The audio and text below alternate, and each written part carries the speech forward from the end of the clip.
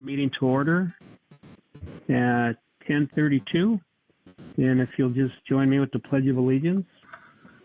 I pledge allegiance to the flag of the United States of America, and to the republic for which it stands, one nation under God, indivisible, with liberty and justice for all. Thank you, everybody. And if we could get an adoption of this short agenda, I'd appreciate it. I move to adopt the agenda for 10th, 2020. Thank you, Sandy. Second. Thank you, Susan. All in favor? Aye. Aye. Aye. Opposed? That motion carries. Thank you. All right, so our main item of business is a public hearing for revised annual expenditure budget for fiscal year 2025. The noise.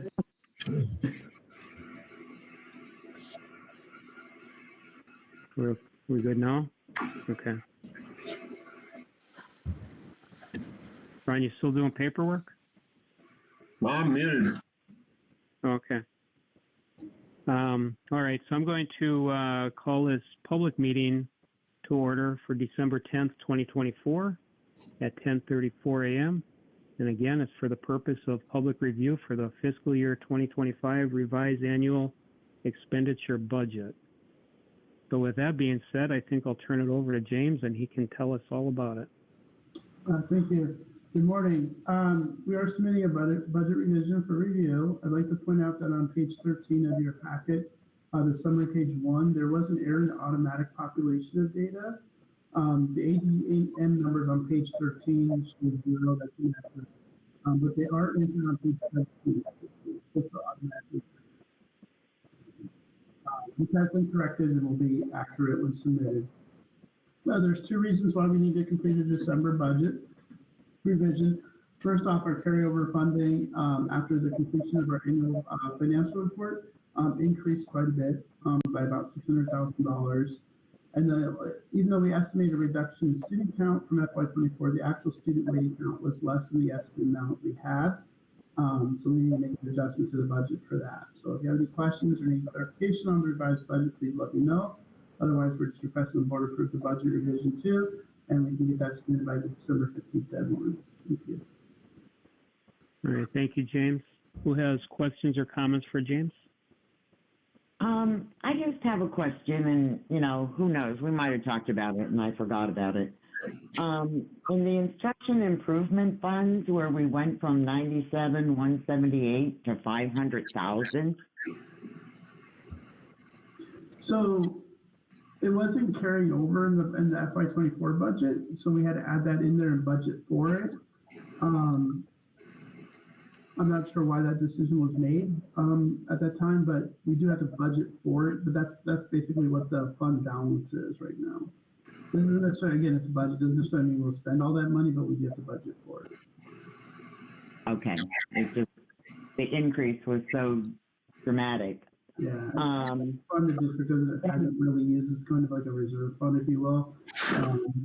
But we do have to show a budget for it. Okay, and I know we talked about this too, but I've slept since then. That we wanted to sell buses, and then we have the budget in there for vehicles. So are those for the smaller buses we were going to buy, or what is that money for? Exactly. The capital plan for this year for vehicles is we did buy 3 passenger vans for small route transportation. And then the maintenance department is looking at purchasing, which you approved, I believe, in September, October, approved the purchase of up to $175,000 for maintenance vehicles. We do not have slated to purchase any large yellow buses. Okay. And then my last question is on page 14, it says we have 13 Fed Ed employees and we have a ratio 1 to 17. That doesn't make sense to me. It says we have 13 Fed employees and the ratio is 1 to 17. So it's 1 staff member to every 17 special education students. Yeah, I understand that. I understand the ratio thing, but Do we have that many special ed students that we have 13 employees? And Dr. Medina may have no more than that. Would include like speech only students, so they're just going for speech. Maybe they just have, well, they can't just have OTFP, but they're like speech or minor disability. Okay. So yeah. Okay. Yeah. It just seemed like 1 to 17 was a large number if we had 13 employees. But And the other thing too is we okay. do service students at the Christian school too. Okay. All right, I'm done. Anybody else for James? Oh, This is You Karen. know what? what was that? I was looking on page 13 for the increase in the secondary tax rate. I thought we weren't supposed to have an increase with the override and all that, and we do. On page 13. Yeah, for the secondary tax rate, which went from 0.06167 to 1.0658.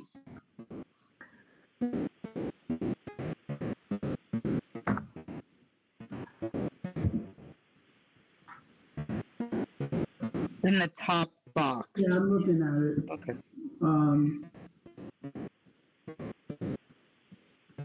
I can get you an answer for that. I know the overall tax rate went down, but I'm not sure why the secondary went up. That's given to us by the county, but I can look into that for you. Well, they both went up. Oh, no, the other one's a little less. Yeah, Sorry. no, So that secondary tax rate, James, could have something to do with that settlement. that's what I was thinking. That was gonna go up by that slight amount. And then, but we were still gonna have an overall decrease. That Quasimar settlement was gonna increase our secondary tax rate, but because our tax rate goes down because of our primary tax rate, it was gonna be a negative impact. But I will ask you, James, to go ahead and follow up on that and provide that, but I am not. That's up to you. That's up to you, but we'll confirm it, yeah. Yeah, because it's not really a negative there, but. Okay. I had another question back on what Sandy said about the teacher 1 to 17 rate. It also says staff 1 to 17. Are those are counting two different? Teacher on one line and then supporting staff on the next line, and they're both 1 to 17. Correct. Okay, thank you.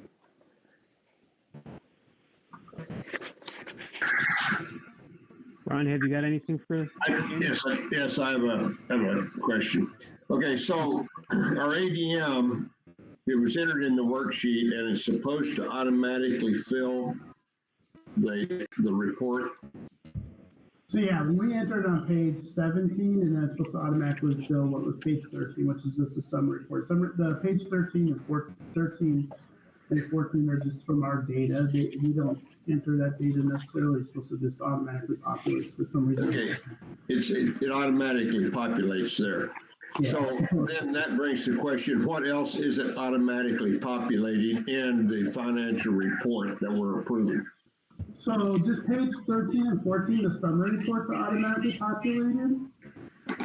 So we did go through and verify those, but it's from the data we enter in the other pages. Are those the only two pages automatically? Okay. Correct. Okay, so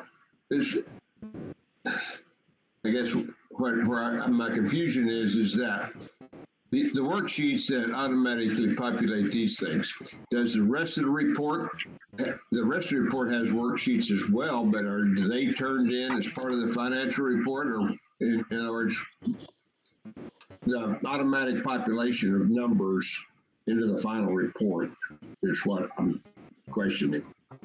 If it didn't work once, why is it, it's working? I force entered them. So I overrode the spreadsheet, entered the numbers from our page 17 data.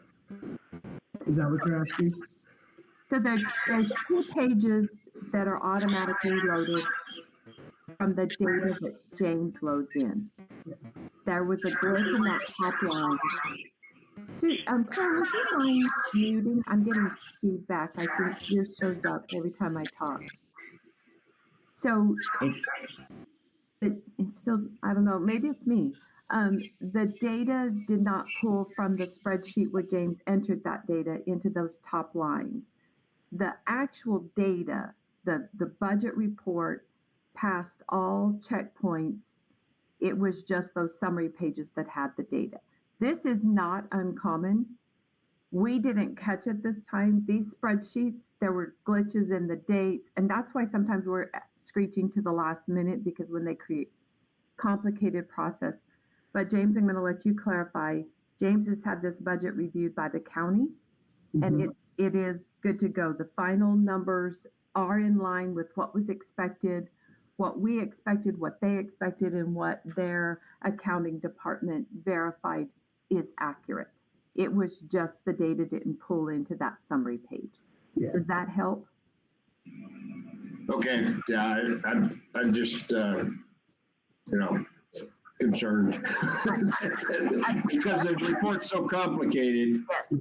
that you try to read it and know, anyway, okay. Yeah. So what's happening, when I entered the data on page 17, which is the ADM data, if you look on page 17, you'll see the ADM data.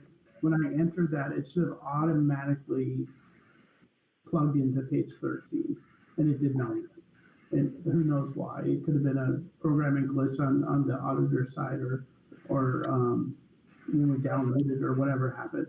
But we did force enter them. We can go in and force enter them. So the data that's on page 17 is now on page 13. It's hard to have confidence in the reports when there are, I've never seen a budget report in the state of Arizona that didn't have glitches, and it's hard to have confidence in that, right? So I certainly understand, and I know that James and his predecessor always have somebody else check it. We missed that particular thing, but one of the things James was working on last week, like I said, was the date. The date doesn't sometimes even let you force enter it. So yeah, it's a. In fact, Mr. Representative, if you go to the Auditor General's page on the forms, there's a whole separate form that they have where they tell you that there's errors in the spreadsheet. This was not one of them, because we always go in and correct those errors before we even start the budget. But I think right now there's like 7 or 8 known errors in the spreadsheet. So we have to go and correct those formulas before we do our budget. Okay. All right, I'll take your word for it. Thank you. I have one more question, just because I'm new to this process. What do all the colors mean? Can you give me a specific page number? And I see blue and I see yellow, and I don't know, and then I just don't know if those mean something or if I should ignore colors. Okay, so blue, when you see that blue, that means in my spreadsheet, when I work on it, I can click on those blue things. It gives me specific directions, instructions, or comments or references to state law or other things like that. So Okay. it's more like internal, like as we're building the budget, were there any changes to this category, anything we need to be aware of? And then if you're not certain how it applies to your district, you can read the instructions on it, and then it has links to resources and so forth like that. Yellow. Like on page. I think it's 17 maybe. Yeah, page 17. That's just the mandatory. You must fill that in. And then I'll even show you, like on page. You go to page 15. You can't see it because it's done. But on page 15, if there's no numbers in it, that entire page is orange, and it will not let you complete the budget. So the orange indicates a mandatory. Yellow and orange is a mandatory field that you must fill out. Including zeros, just you can't leave it all blank. Yeah, so yeah, if you look at like page, again, page 15, and you Right. see the zeros, I had to enter all those zeros because they don't apply. Right. I appreciate that. Thank you.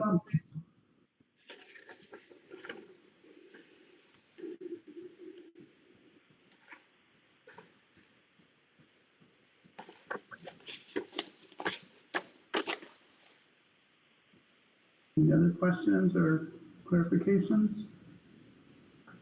I'm good. Being said,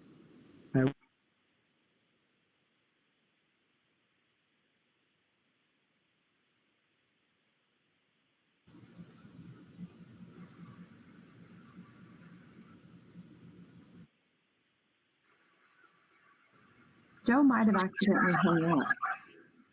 Yeah, Joe, where are you? His phone went dead. Boy, Oh, annoying.